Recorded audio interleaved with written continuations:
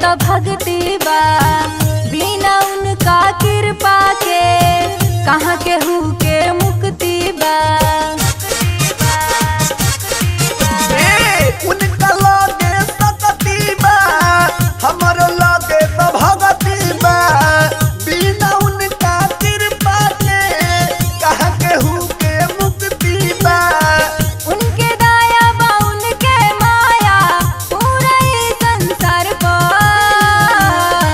और तो मूर्ति राखब माई के द्वार पर, और तो मूर्ति राखब माई के द्वार पर, और तो मूर्ति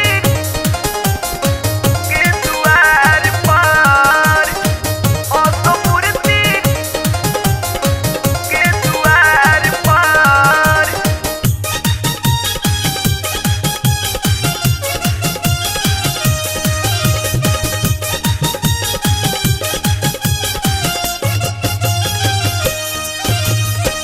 पूजा पाठ जे होई इहवा सही साही, माई के तो ममता मिल जाई कहीं।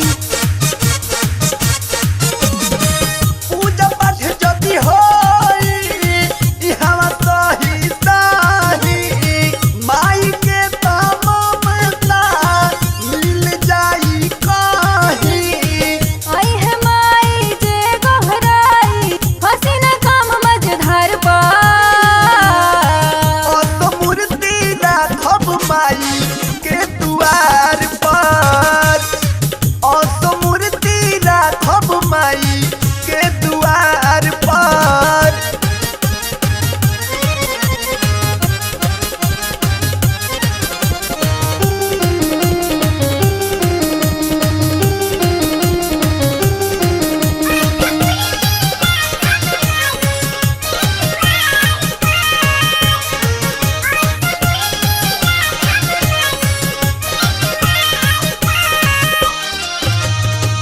ममता शर्मा के ललसा बा, धल जरूरी कलसा बा, माई कृपा करी हो पहिला होई जलसा बा।